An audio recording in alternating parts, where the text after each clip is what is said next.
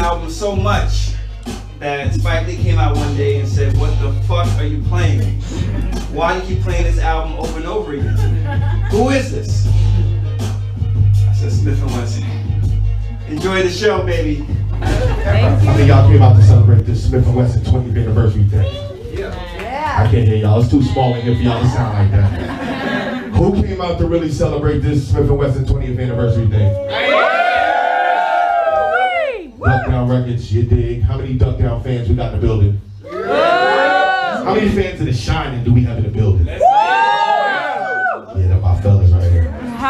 So I'm excited. I want to get into this. What we're going to do is we're going to get to a Q&A. We're going to, try to answer some really key questions, hopefully that you guys are interested in that surround the album.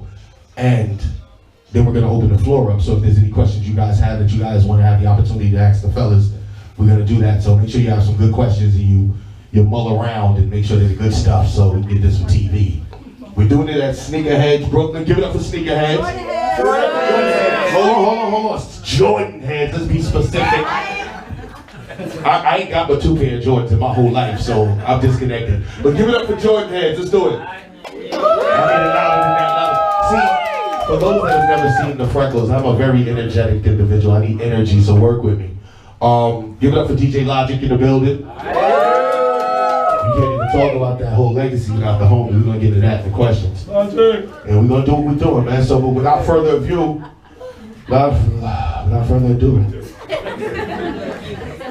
I'm cold, baby. Smif-N-Wessun in the building. What up? Yeah. Here we go.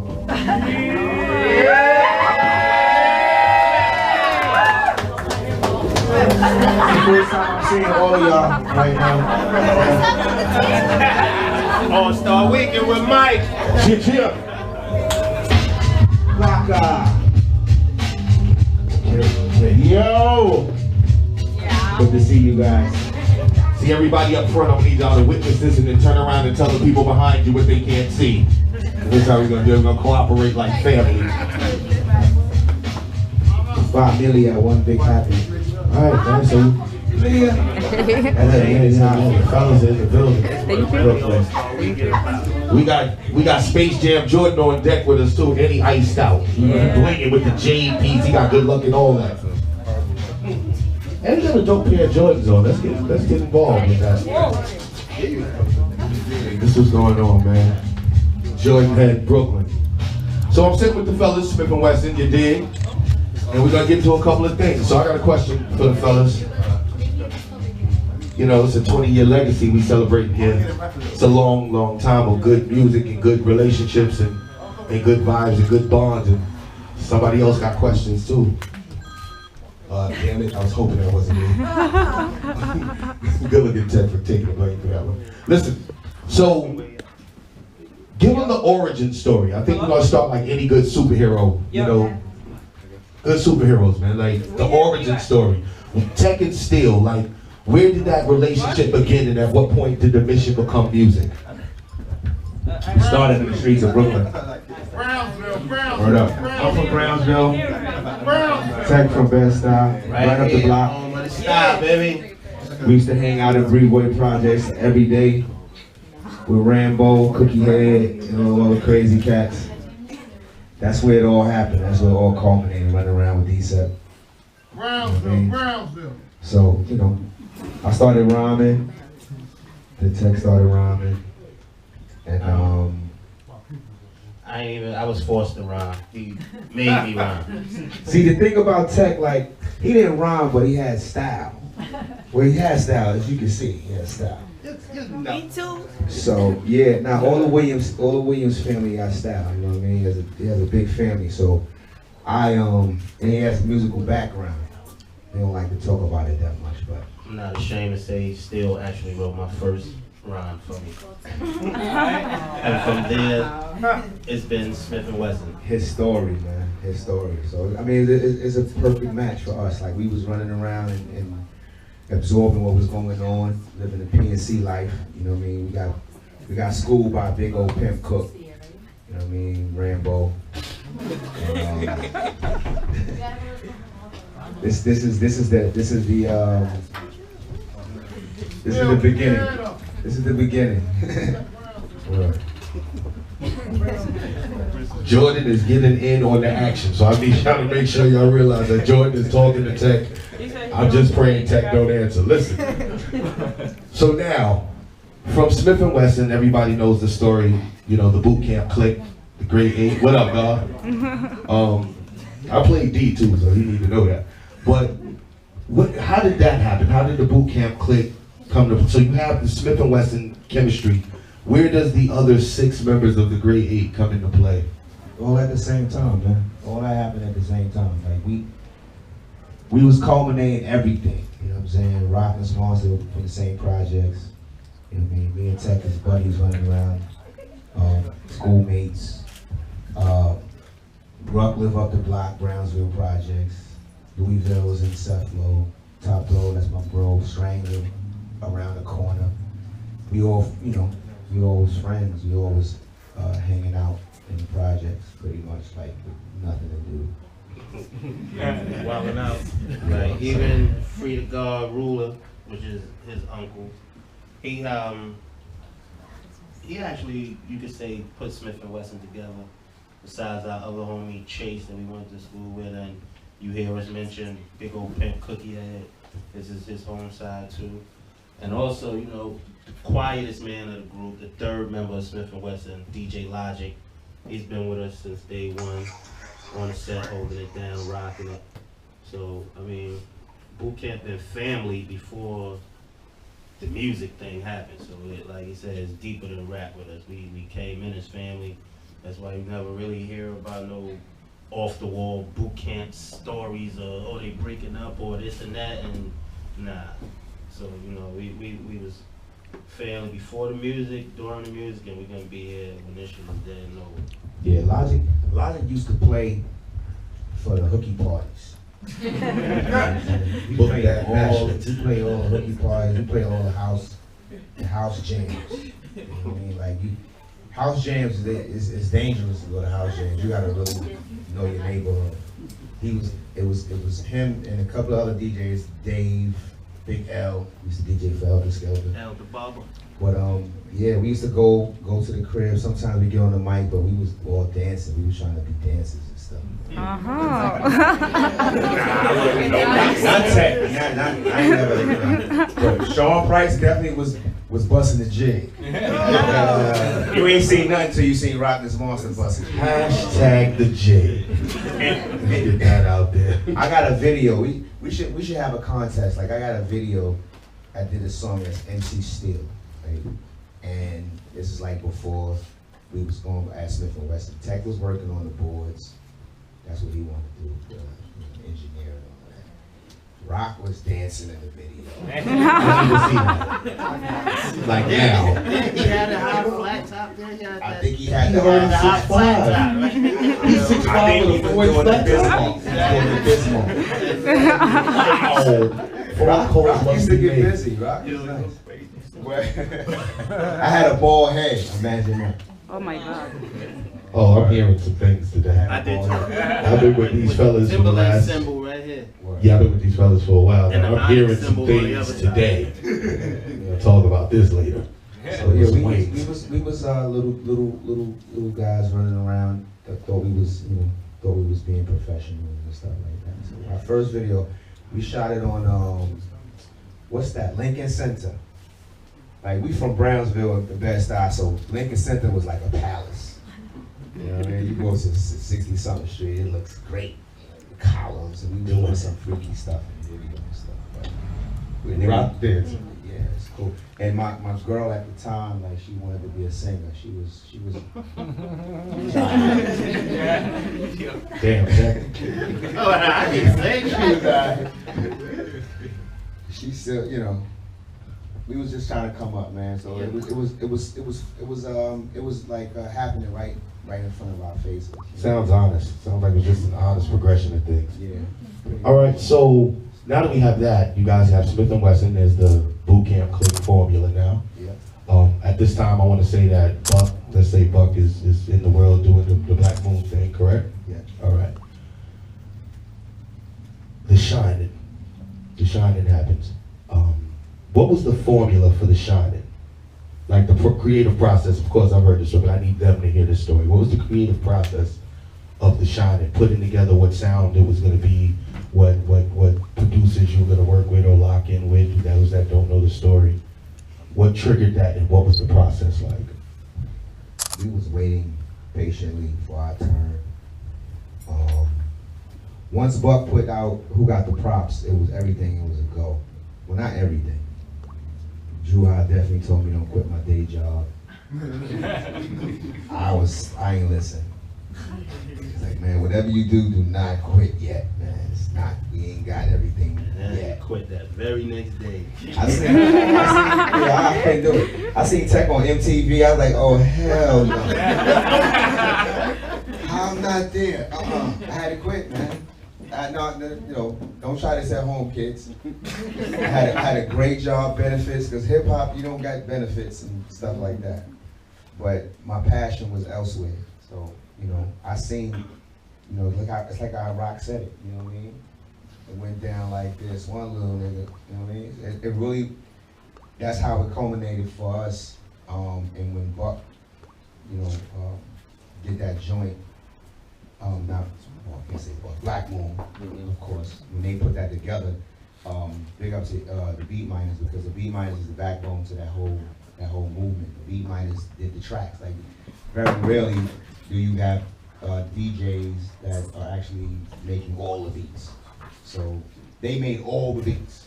For us, we didn't know no producers. Right. So we really ain't have a say so when that we want to work with them. The process of making a Shinin was sleeping in the studio, waking up, freezing in the studio under the blankets that you use to cover the piano with, sleep in the studio, go home, get weed, come back to the studio, and break day. And then the Beat Miners, these fucking geniuses, we so used to working at night breaking day, they want to switch everything around to work in the mornings all through the night and break day again and come back to the studio. They like, man, listen, this ain't gonna work. This ain't gonna work. Almost every session, me and Walt getting into it, arguing. Fuck you, Deck. All right. All right. I ain't gonna take too many of those, but all right. But nah, cause when we came into it, we was fresh out the streets in high school. Man. We ain't know nothing about arranging an album, putting songs together. So we learned that helping put into the stage together with Black Moon. And when it was our time, we was just ready, coming off the bench fresh. All-star, you did? Yeah, that's a dope story. For all y'all listening, understand what the formula is. I mean, I don't care if you watching 5 Heartbeats or listening to Smif-N-Wessun. Sounds like it's the same grind. When you sleeping under the blankets that they cover the keyboards with, that's dedication. That's something. You break a day from the morning to the morning to the morning, and figuring it out as you go. And then the cool part think about this, you said that you guys didn't really have any producers other than Beat Miners. So that was the ill gamble for it to be what it became, and this was the only option. We definitely we was thrown to the lions. We was an experiment. Yeah. The Black Moon into the stage they put together, and then they tried the new sound with Smif-N-Wessun. So we was the second cake that was left in the oven too long. It got burnt on the bottom a little bit, you know what I mean? But through God's hands, it is what it is today, and we sitting here talking about the 20th. So it worked out beautifully. Absolutely. I also want to just, what's real is like for us, one thing that helped us too, man, is like we had wild patience. You know what I'm saying? Like we was the little guys in the crew running around with these. We was the little guys, so we always got kind of like picked on, but we was not soft. We was fighting everybody. We was busting everybody's heads. We was putting in work. So we couldn't be punked, so we was respected. We was the little guy, we was respected. But, when we was running with Buck, with Black Moon, we got to listen to all of the problems that they was having. You know what I mean? So if we miss one step, then we would have been screwed. I mean, so like, we was experiment, but we was willing to do stuff. You know, even when you go to something simple like doing clean versions, like Buck hated doing clean versions. Like we would do the song over to replace words, so you wouldn't have to have the song with mixed lyrics, missing pieces and stuff like that. So we was willing to do stuff. Like we was coming from the street, so it was really nowhere to go but up. So we was. You know. That's a blessing. That's a blessing. So, as we close out, I have a question for, what does the present hold with Smif-N-Wessun for those that might not be all the way in tune? And then what's the future hold for Smif-N-Wessun from right here, from 20 years on? Because it's like a new, to me, it's like a new start. Like this is the recount, so it's all happening from right now. So shooting from the arc where you guys are now, what do you guys see on the horizon right now? For me, man, honestly, like, I just, like, I can't even tell y'all what I really see in the future, but when I look at, you know, when I look at my little nephews, that's really what it's about for me. You know what I mean? My nephews and my nieces, and like this rap shit, I don't really give a fuck about this shit. Real shit, but what it is a platform that allow you to speak to people. You know what I mean? Through speaking, through doing the knowledge, doing the wisdom, you get understanding, freedom, culture, power, refinement, quality, God. I mean, you're able to do things. You're able to, this is your power. You know what I mean? If you don't trip, you can make a lot of things happen. So from this, me and my PNC for 20 years, man, you know what I'm saying? Wisdom Cypher, that's what we're doing right now. You know what I mean? 20 years to this, so peace. That's what I'm looking for. That's what the future is now. Time is the present. This is the gift. Yeah, and basically that's what it is, man. It's about, once you get to a place, it's time to turn around and bring somebody else along for the ride. Like you said, that's why I actually brought my nieces and nephews out so they could see it. They don't get to see Uncle T in this type of light a lot, you know what I mean? I'm a totally different person that they see in the house than was my professional life. You know what I mean? So, I mean, that's what it is, man. To just keep it moving and keep it going. You want to build something and give your family and your peoples, so they don't have to go through what you went through to get to where we may be at right now. So that's what it is, man. Just keep shining and putting out music as long as we can do it. You know what it is? I hate the fact that like hip hop is the only genre of music where a nigga gotta feel like he too old, he can't do it no more. Yeah. Where, you know what I mean, rock and roll is like 70 still on the stage, playing bass, doing splits. You know what I mean? So, right. Like I said, you only get old because you stop enjoying and doing what it is that you was doing that kept you feeling the way you was feeling. And so we just here rocking, about to start the new projects with Pete Rock, inshallah, with 88 Keys, inshallah, putting it together. So we're here. PNC got a label that they shoot videos for, and also we're looking for new artists that we working with, as well as them records and everything. So we here in 360 degrees. Still gave us the real political answer.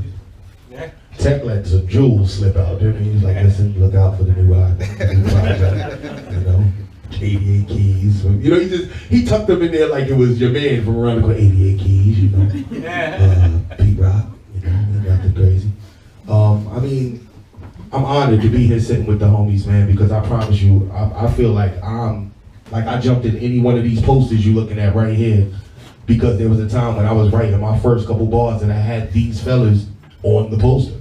You know what I mean? So to be sitting here this close to the homies and embraced and along on this journey that they talking about is crazy for me, man. To be able to walk into 20 years with you guys is epic. So I'm sure everybody else here feels the same way, being this close to the movement. And y'all came out because I know you're a part of the music. So this is a blessing. We appreciate each and every one of you guys. Now I want to open the floor for any questions that you guys may have. Anybody, let's do this like we did at Tones back in the days. You know, just raise your hand if you got anything that you might want to ask. We'll send the mic your way. If not, we're gonna get straight into the performance. So let us know. Here we go, so I'm talking about. She's like, no, I'm gonna email it. Oh, she ran up on Jordan. Nah, nigga. I'm balling for the All-Star weekend, nigga. What's up? I wish I had my Instagram on right now. We got like 89,000 likes. Get into some music, man. All right, let's do it. I got any questions, right? I got one question. Okay, see, here we go. Let's do it. What inspired y'all to name the album The Shine? There we go. Well, The Shinin', like he said, we was running around Decepticons. A lot of people might have heard of that. And through our legion of Decepticons, me and Steel, Cookie Head, Rambo was, you know how you hang out with so many people, but you got that one relationship with just a few of the homies that you got a totally different relationship with. And for us, that became our legion, PNC, Power Masters, PM.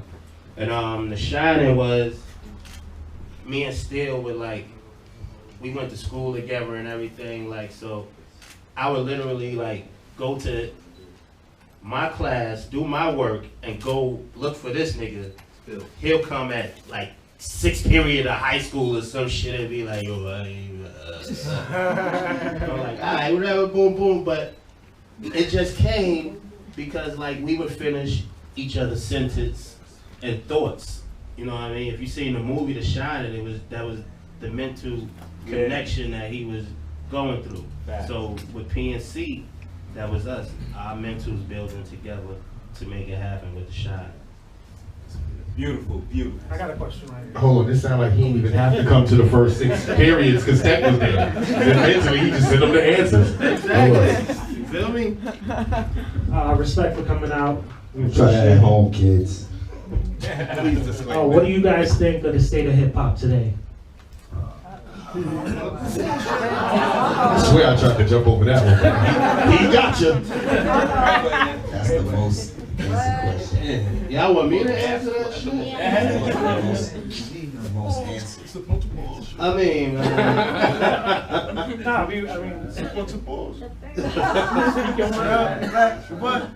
I mean, nah. I'm saying there's 2 different answers, so I can't wait for this. It's a lot of things. Like with me, this is, you know, this is who I'm rocking with, man. My family, my nieces and nephews, so they keep me young. They play all this speaker knockers and all the Chief Keefs and everything in my ear. So I gotta hear this.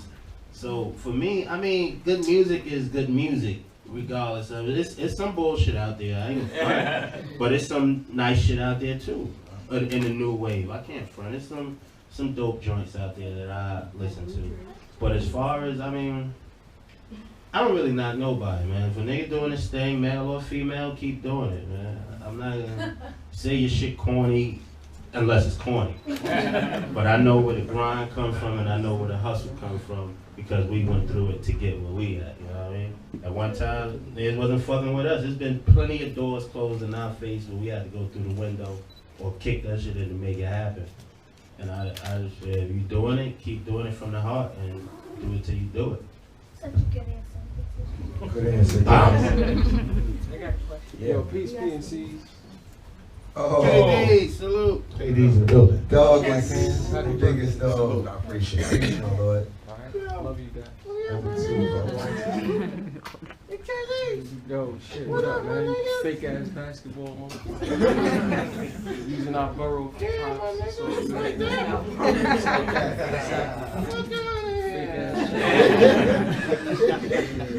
Tech gave the politically correct answer.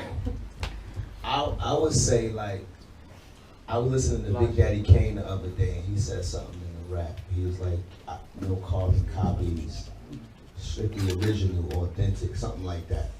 And I'm like, wow, dudes don't even want to be authentic. They don't want to be original. They want to do what you need. You got to do this? All right, we do that. We got to wear this? We'll wear that. I mean, I got my rapper shades on. You know, I don't need these shirts. It's like, but you know, like that's like for us, you know, we all are fans of it. So it's a double-edged sword because you it's hard not to emulate what you like. You know what I mean? And we like the culture. And if you look at a kid that's in the ghetto growing up, you can't say he likes being poor or she likes being poor. They're gonna want to talk about being rich, having money and stuff like that. So if you have a kid that gets the opportunity to have some money, they're gonna buy something that makes them feel like they are rich, make them feel like they compete with whatever being rich is.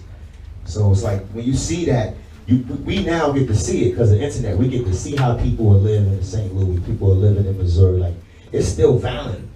It's valid in the world. Like, so, but ultimately, like, people want to get out of that, and how they get out of that, they equate getting out of that by being rich.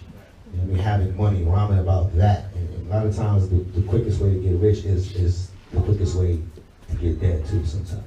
So, you know, hip hop is a great platform for having conversation. I think that now, because we have the access to go to Africa without actually getting on the plane, I think the state of the game is pretty dope.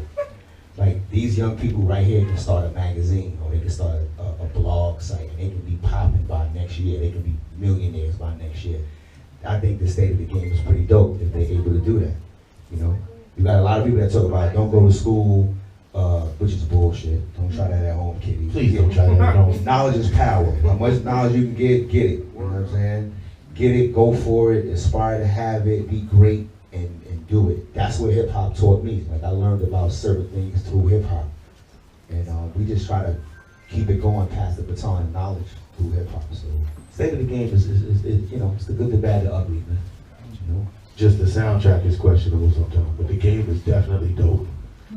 I appreciate you guys. The fellas appreciate you guys, and now we're gonna get into some. Oh, hold on, let's do it. I got a question. Do y'all think it's more positive or negative messages in hip hop today? I'm gonna be honest, he just topped all y'all questions right now. So y'all go, you know, think about what your life is like. He just bodied your whole style. It's odd because hip hop exists in like places that you never thought. You just thought hip hop existed in New York City. Like, we just listening to what New York is playing us, or we listening to what Atlanta is playing us. Like, if you listen to hip hop from Africa, or listen to hip hop from, you don't have to go to Africa, Jamaica, or go to South America, or Israel, or anywhere in European country. Like, people are doing hip hop. Hip hop is a way of life. It's not just like the stuff that we hear here. Like, we get a chance to go across the world. Like, we go into Canada, Toronto, and we see, that's where Drake came from. You know what I mean? But we get to see other people that may not just rhyme, like everybody doesn't sound like the same person. But we get to see the different levels of talent across the globe, which is good for us because it exists right in our face, right in New York, right in Brooklyn. It's people doing different stuff. And when you tune in and you go online, you go to your YouTubes and your social network, you start seeing all kind of stuff. You know what I mean? You can't. Unfortunately, you can't listen to the radio for your information unless you listen to the Beat Minds Radio, of course. Across the board, Beat Minds Radio. I'm not just saying this because that's family, but they play a lot of different music. You know what I mean? Like, when I was growing up as a kid, you growing up in a dope house. You got all different ages, so everybody is listening to different kind of music. You need that. You need to hear music from the 60s, the 50s, the 70s, the 80s, the 90s. You can't shut none of that out. If you just listening to music from 2010 to 2015, you might as well blow your brains out. It's gonna sound crazy. You need to go back and bring it back and just keep it going, keep it the cycle. So to answer your question, is it more positive or negative message? I just think it's a lot. It's a lot to decipher.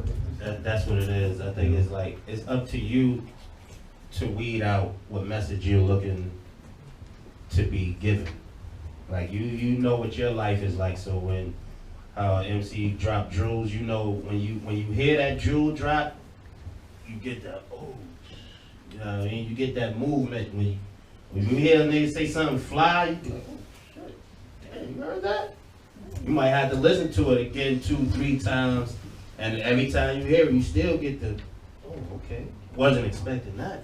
But it's on for you to take out of the music what works for your life, you know what I mean? Like as far as we go, like we got homies that's just coming home literally today and yesterday from doing like 20, 25 years of their life in prison. And when you see it, and they be like, yo, thank you for that music or the record you made, that helped me get through my prison stretch, or that helped me pass the bar to become a better lawyer, to do this and do that. So the messages is there. It's not whether, it's all how you take it as being a positive and a negative message, and you let it affect your life. Church. Yeah, definitely understand there's a positive message. There's a negative message in every positive message. There's a positive message in every negative message. It's all a matter of how you perceive it. Message. You dig? So what we're going to do is we're going to give it up for Smif-N-Wessun. Yes. Louder than that. Come on, work with me. Give it up for Smif-N-Wessun. Love y'all, man. Love y'all. Word is gone. We're going to get into the thing that they get into when they get into the thing they get into.